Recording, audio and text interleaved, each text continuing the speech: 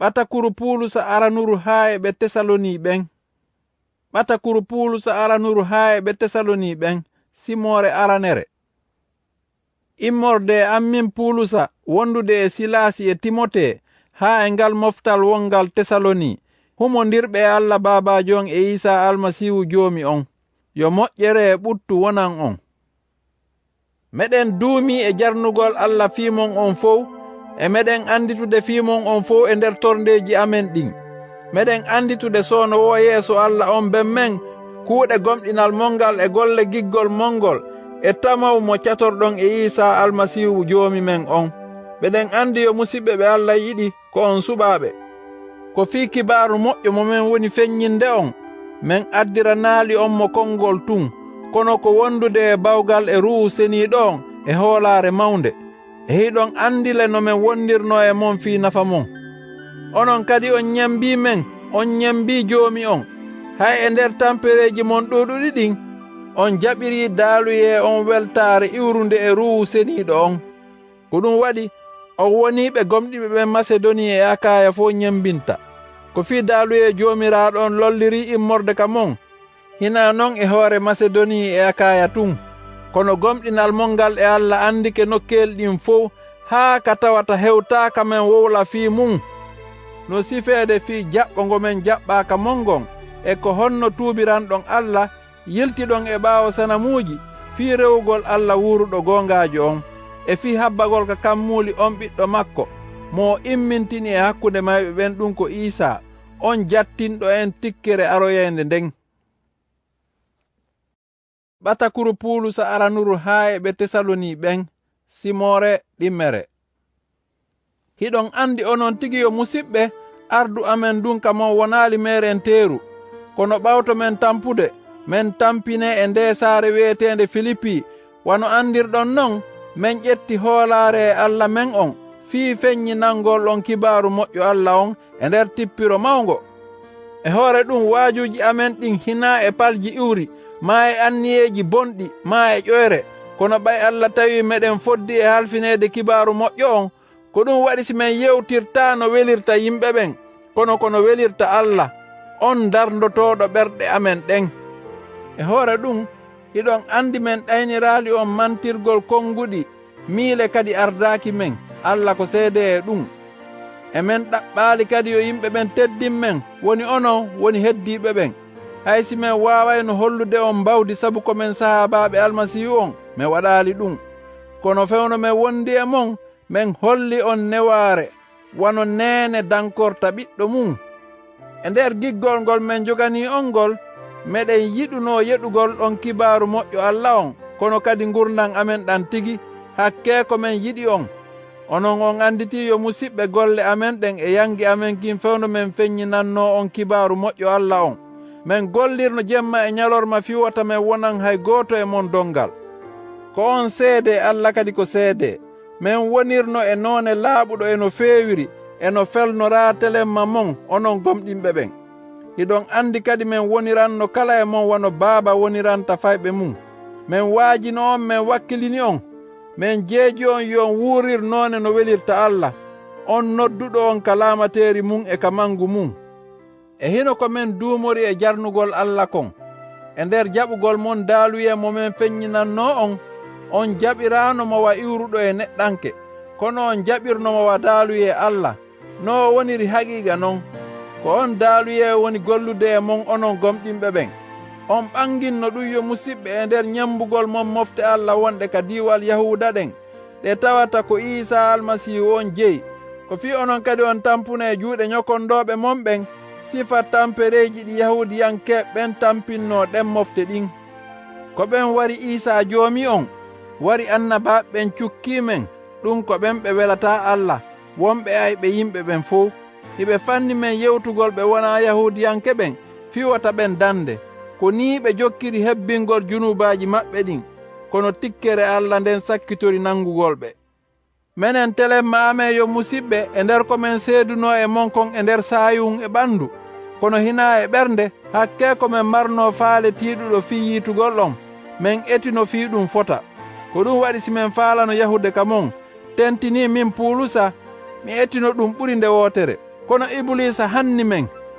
E harahina ono woni tamaw amen on e weltare amen nden e metelol darja amen on yeeso Isa joomi men on nyande ardu makko ndun.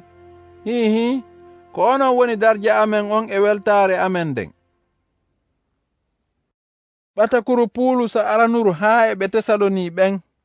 Simore tammere. Ko ɗum waɗi si men wawtano hande kadi habbagol ko ɓuri ni, men tawi no ɓurani men ka men wona menen tun ka saare Atina. Men imminana on o musidɗo amen inneteɗo Timote. On wondiɗɗo amen e nder golle Allah ɗen e hoore feññingol kibaru moƴƴo Almasihu on. Men fayi mo tiiɗingol on e wakkilingol on ka gomɗinal mon. Fiwata hay goto dilline e nder tampereji fewndiɗi ɗin, ko fi onon tigi hiɗon andi ko ɗum muyana ɗen. Fewno ko men wonno takko mon, men wowlanayno on wonde en heɓay sattendeji. Ko ɗum woni ko hewti hiɗon andi. Ko ɗum waɗi ɓaymi wawatano habbade hande kadi mi immini Timote fi humpitagol gomɗinal mon ngal. Miɗo huluno wata taw no gasa hara jarribotoɗo on faljini on, tawa golle amen ɗen woni meere. Awa Timote ko e hewtutude woni ka amen iwrude ka mon. O addurani men kibaru moƴƴo fi gomɗinal mongal e giggol mongol. O inni men tigi on hiɗon jogani men maande moƴƴere. Awa kadi iɗon himmani yiwgol men, wano men himmirani yiwgol on non. E hoore ɗum, e nder sattende amen nden fo e tampere amen nden yo musidɓe, men wakkilinama sabu gomɗinal mongal. Joni non hiɗen wuuri, ko fi ɗon tabiti few e joomiraɗo on. E ara ko honno men wawata jarnirde Allah fi mon, fi nde weltare nde weltinɗon men yeeso makko fo. Ko ɗum waɗi jemma e ñalorma meɗen torade mo e nder tentingol fiyo newnan men yiitugol on, timmintina ko ŋakki e gomɗinal mongal kon. Yo Allah ben men on tigi e Isa joomi men on udditan men laawol haa ka mon. Awa kadi o joomiraɗon hebbin giggol hakkundeji mon haa feƴƴita e telemma yimɓe ɓen fof, hara kadi ko sifa giggol ngol men jogani on ngol. Yo tabintinir ni ɓerɗe monɗen fiino wonirol laaɓuɓe e ɓe felnaaki yeeso Allah Babajo men on, ka ñalande nde Isa joomi men on aroyta e mum wondude e laaɓuɓe mum ɓen fof. Ɓatakuru Pulusa aranuru haa e ɓe Tesaloni ɓen. Simore nayaɓere. Ka rawnode yo musidɓe, on andiri men ko honno gasirto wonirde fiino weliron Allah. E hille ko non wonirɗon. Joni men torike on men jeeji sabu humondiral men e Isa joomi on ɓeyde yaarude yeeso soonowo e ɗen bange. Ko fiiɗon andi jandeji ɗi men janni on ɗin immorde e Isa joomi on. Ko Allah faala ko yon laato laaɓuɓe e fiyon woɗɗito jina, e yomo kala e mon waaw jogitaade ɓandu mundum e nder laaɓal e teddungal. E ɓaawo accugol faaleji wonki foola ɗum, wanoɓe gomɗina anda Allah ɓen gerdata non. E telemma ɗum wota hay gooto bonnu musidɗo mum haa huutora mo ƴoyre, ko fii joomiraɗo on yoɓay sifa ɗin noone ellaaji fof. Hari men wowlanino on ɗum, men hajike on e ɗum, ko fii Allah noddiraali en wuurirgol angal laaɓal kono ko wuurirgol laaɓal. Ko ɗum waɗi on bugitiiɗo ngal gandal haray hina neɗɗo o bugiti kono ko Allah, on yeɗuɗo on ruhu mum seniiɗo on.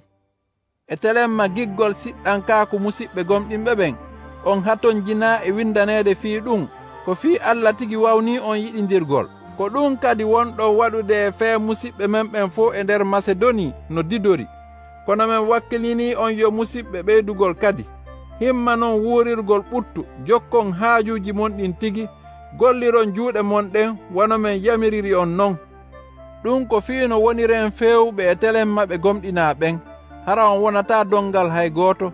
Men faalaka yo musidɓe yo ronku andude fii mayɓe ɓen, fii wata on heɓu sokola, wano ɓeya ɓe ala tamaw ɓen. Ko ɗum waɗi ɓay hiɗen gomɗini Isa maayi, awa kadi o immintinama, hiɗen gomɗini kadi Allah artiray maayuɓe no gomɗini Isa ɓen wondude e makko. Awa hino ko men wi'ata on, ɗum non ko e konngol joomi on iwri. Enen wurɓe ɓen luttituɓe haa ñande ardu joomi on, en adota ko mayɓe ɓen artireede. Ko fii joomi on tigi iwre ka kammu, tippoɗa e yamirore ewnande e hawa malaikajo mawɗo e hito liital Allah ngal. On say ko maayuɓe no gomɗini Almasihu on ɓen adete immintineede. Ɓawto ɗum enen wurɓe luttitayɓe ɓen, en ƴettidete e maɓɓe ka nder duule, fii fottoygol e joomi on ka weeyo. On say en wonday e joomi on haa pooma, a wakkilindire rewrude ɗi konguɗi. Batakuru Pulusa aranuru haa e ɓe Tesaloni ɓen. Simore jowaɓere. Fii nyalaaɗe ɗen e saayiji ɗin on haton jina e windaneede fiiɗum yo musidɓe. Ko fii onon tigi ɗon andi few nyalaande joomi on arday wonde ngujjono ara jemma. Nde yimɓe wi ɓuttungun tabiti tawa kadi masiibo ala, ko on say halakuye on arata heña yana e maɓɓe wonde ngata fiɗi debbo reedujo, hara ɓe daɗataale few. Ko onon yo musidɓe on ala e nder niwre nden haa ka nden nyalaande juhira on wo ngujjo. On fof ko on ɓiɓɓe ndaygu ngun e ɓiɓɓe nyalorma on, ina en ɓe jemma on ma niwre nden. A wata en ɗaanorwa ɓeya, kono wattanen yiila wonen hakkilanɓe. Ɗaanotoɓe ɓen ɗaanoto jemma, mandiloɓen ko jemma mandilirta. Kono enen yimɓe nyalorma ɓen wonen hakkilanɓe, ɓornoɗen hiitorgo gomɗinal ngal e giggol ngol, hippoɗen kunnawal tamaw kisi e on. Ko fii Allah muyanaali en tikkere makko nden, kono ko fii no heɓiren kisi e rewrude Isa almasihu joomi men on. On mayɗo fii men, fii woni hiɗen ɗaani woni en ɗaanaaki no wuridiren e makko. Awa wakkilindire tiiɗindiron, wano wonɗon warrude non fewndo ɗo. Men torike on yo musidɓe anditane wonɓe gollude hakkunde monɓen, ɓen ɓe joomiraaɗo on suɓi ko ardo on hajo on. Jogano ɗon ɓe teddungal tiiɗungal e giggol, sabu kuuɗe maɓɓe ɗen, yo ɓuttu wonu hakkunde mon. Men yamiri on yo musidɓe haje puyɓe ɓen, wakkilinon aamituɓe ɓen, wallitoɗon lowɓe ɓen, wono muññiiɓe e fee wonɗo o. Watta non yiila, fiwata hay gooto yoɓir bone, kono waɗe soono wo ko moƴƴi, woni noon koye hakkunde mon woni e telemma wonɗo o.